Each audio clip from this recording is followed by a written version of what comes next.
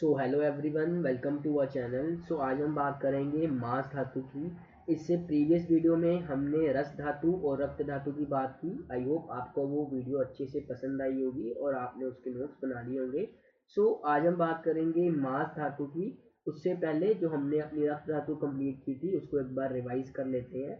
सो हमने पढ़ा था कि जो हमारी रक्त धातु है वो रस धातु से बनती है, यानी कि रस धातु से ही रक्त धातु की उत्पत्ति होती है।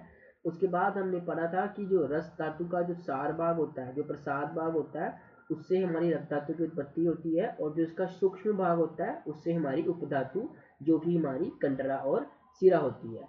उसके बाद हमने पढ़ा था कि जो इसका मल और कित भाग है उससे पित्त की उत्पत्ति होती है। और उसके बाद हमने एक श्लोक पढ़ा था जो था तेजो रसानाम अमाश्य आश्यम पित्तम रंजकम रस रंजना। ठीक है, तो उसके बाद हमने पढ़ा था रंजक पित्त के बारे में। हमने पढ़ा था कि जो हमारा रक्त होता है उसके अंदर हमारा रंजक पित्त प्रेजेंट होता है। ठीक है, ये लाल वर्ण का होता है, यानी कि इसी रंजक पित्त की वजह से ही जो हमारा रक्त है वो लाल वर्ण का होता है। ठीक है, और उसके बाद हमने पढ़ा था रक्त का पंचभौतिक संगठन। तो हमने पढ़ा था कि जो रक्त है वो हमारा जल महाभूत प्रधान है, और उसमें ये जो हमारे पार्थिव गुण है इससे हमारा सीरम प्रोटीन, हीमोग्लोबिन और ग्लोबुलिन बनता है। और जो हमारा आप्य अंश है, यानी कि जो हमारा जल महाभूत है, उससे जल और स्नेह बनता है। अग्नि महाभूत से हमारे जो मेटल्स हैं पोटेशियम, मैग्नीशियम, आयरन और क्लोराइड और अमाइलेज और इंसुलिन, ये बनता है। और हमारे वायु महाभूत से हमारी गैसें जो कि ऑक्सीजन और कार्बन डाइऑक्साइड बनती है। उसके बाद हमने रक्त का प्रमाण पढ़ा था जो कि है हमारा 8 अंजलि, जो आपको याद रखना है। उसके बाद हमने पढ़ा था रक्त उत्पत्ति का स्थान। तो रक्त का जो स्थान है वो यकृत और प्लीहा है, यानी कि लीवर और स्प्लीन है।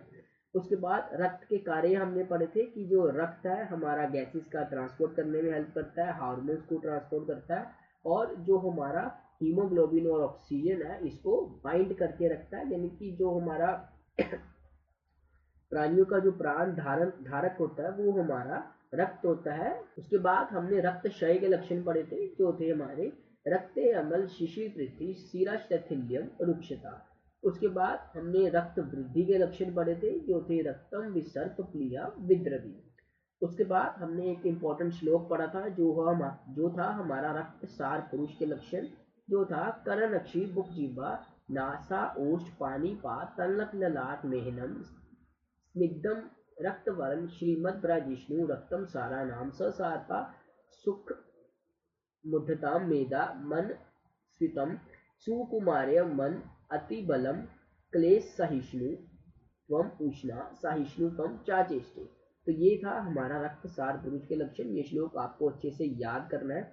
उसके बाद नेक्स्ट हमने शुद्ध रक्त के लक्षण पढ़े थे, जो कि थे हमारे जो मनुष्य आहार का सेवन विधियों के अनुसार करता है तथा जिसे देश सातम्य, काल सातम्य और ओक सातम्य का सम्मत रूप से उसका ज्ञान होता है, तो उस जो मनुष्य उसका शुद्ध रक्त के लक्षण माने जाते हैं। मैंने आपको अच्छे से समझाया था कि जो देश सातम्य, काल सातम्य और ओक सातम्य है ये क्या टर्म्स है और इसकी एक्सप्लेनेशन क्या है। तो ये थी हमारी रक्त धातु। आई होप आपको ये धातु अच्छे से समझ आई होगी। तो आज हम बात करेंगे हमारी मांस धातु। जो हमारी मांस धातु है इसके जो पर्याय हैं वो है पिशित, तरस, क्रव्य और अमिष आदि। ये हमारे मांस धातु के पर्याय हैं। इसकी निष्पत्ति क्या है कि मांस शब्द मांग धातु से निष्पन्न हुआ है, और जो मांस धातु है इसकी उत्पत्ति किससे होती है, तो इसकी उत्पत्ति हमारे आयुर्वेद में आहार रस से धातु निर्माण क्रमश रस रक्त के बाद मांस धातु से उत्पत्ति होती है, यानी कि रक्त धातु से ही मांस धातु की उत्पत्ति होती है। ठीक है, उसके बाद है कि मांस धातु की उत्पत्ति रक्त धातु से होती है। और उसके बाद आचार्य चरक ने क्या बताया कि आचार्य चरक के अनुसार वायु, जल, तेज की ऊष्मा से संयुक्त तथा अपनी अग्नि से पक्व हुआ रक्त स्थिर हो जाता है, तब उसे मांस कहते हैं। उसके बाद जो हमारा मांस निर्माण अंश है ये मांस अग्नि की वजह से 2 पार्ट्स में डिवाइड होता है, प्रसाद भाग और कित भाग। प्रसाद भाग अगेन 2 पार्ट्स में डिवाइड होता है, जो कि है हमारा स्थूल भाग जो कि हमारा फॉर्म करता है मांस धातु को, और जो हमारा सूक्ष्म भाग है वो हमारी उपधातु की उत्पत्ति करता है जो होती है वसा और त्वचा। ठीक है, तो ये आपको याद रखना है। और इसका जो मल और किट भाग है ये हमारा खमल को फॉर्म करता है। खमल क्या होता है कि जो हमारे श्रोत्रनासा करणअक्षी के जो मल होते हैं उसे हम खमल बोलते हैं। उसके बाद आचार्य चरक और सुश्रुत के अनुसार रक्त के बाद मांस धातु की उत्पत्ति होती है, ये हमने ऑलरेडी पढ़ लिया है। उसके बाद है मांस एक सामान्य शब्द है, इसे विशेष रूप से पेशी कहते हैं। ठीक है, पेशी हम पढ़ेंगे, आप रचनाशील में भी इसे ब्रीफली पढ़ेंगे। पेशी जिसे हम मसल्स बोलते हैं, तो इसे पेशी के नाम से भी जानते हैं। उसके बाद मांस धातु का स्वरूप क्या है, तो यहाँ पे क्या लिखा है, मांस धातु को शरीर में विद्यमान्यता पेशी के रूप में होती है। वैसे तो यह धातु शरीर के अंदर श्वास नालिका, अन्न नालिका आदि अनेक आशयों एवं अवयवों में भी रहती है। रक्त वाहिनियों की दीवारों में भी इसकी यथा आवश्यक उपस्थित रहती है। मुख्य रूप से त्वचा के नीचे अस्थियों के ऊपर मांस धातु रक्त वर्ण पेशियों के रूप में अधिक पाई जाती है। उसके बाद है पेशी मांस धातु का विभाजित स्वरूप है, जो हमने अभी पढ़ा।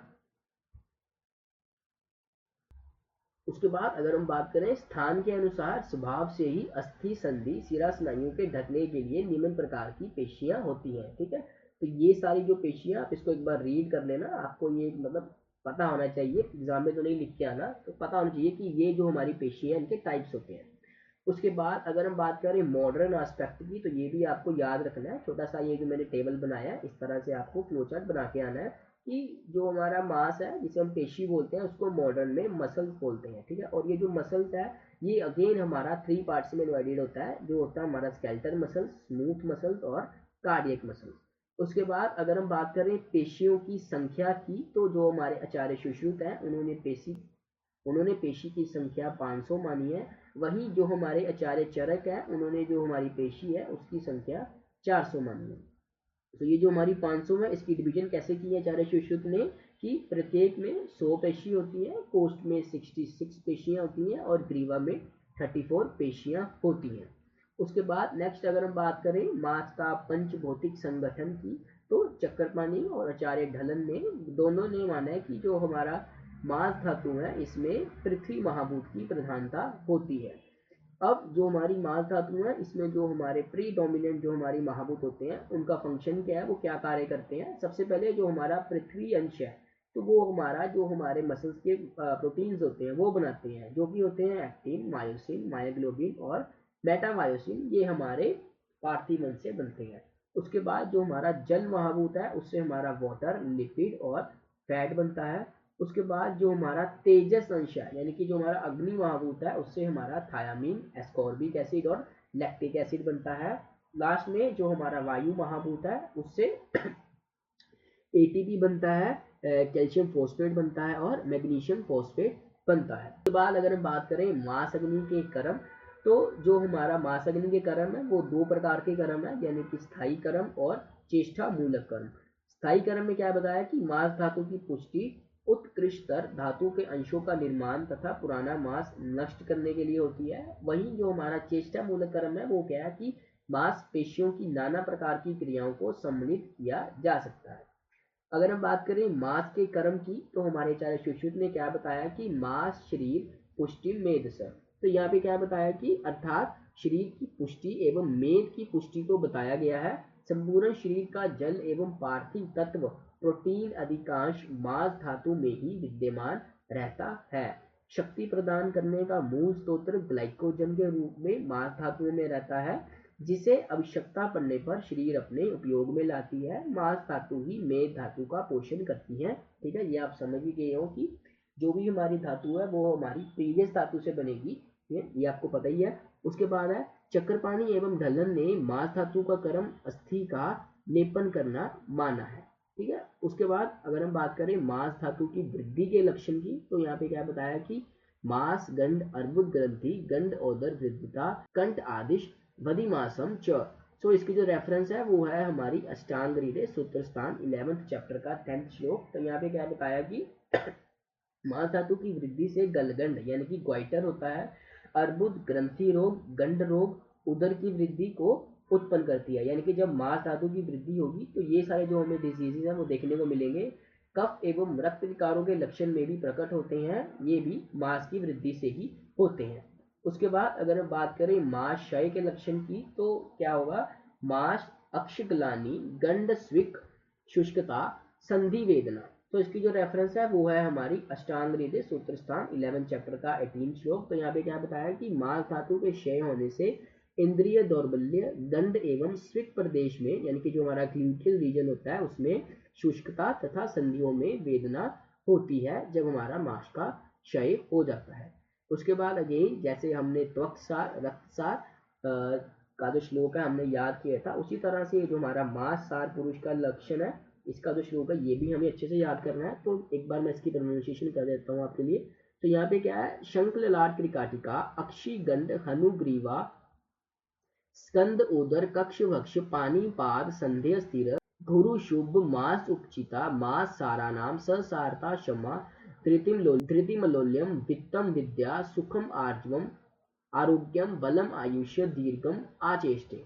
सो यहाँ पे क्या बताया कि आचार्य चरक के अनुसार मास सार पुरुष के शंख ललाट त्रिकाटिका नेत्र गंड हनुग्रीवा स्कंद उदर कक्ष वक्ष हस्तपाद की संधि स्थिर गुरु और शुद्ध मास से व्याप्त रहती है। जो पुरुष मास सार होता है वह क्षमा धैर्य धन सुख और दीर्घायु, उसमें दीर्घायु पाई।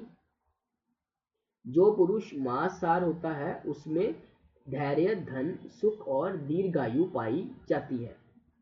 उसके बाद आचार्य सुश्रुत ने क्या बताया कि जिस पुरुष में छिद्र ना हो, अर्थात शरीर में कहीं भी शून्यता ना हो, शरीर भरा हुआ हो, इसके अतिरिक्त अस्थि तथा संधि मांस से ढकी हो एवं मांस से शरीर पुष्ट हो, वह मांस सार पुरुष कहलाता है। ठीक है, तो ये जो हमारा श्लोक है आपको अच्छे से याद करना है ये भी श्लोक।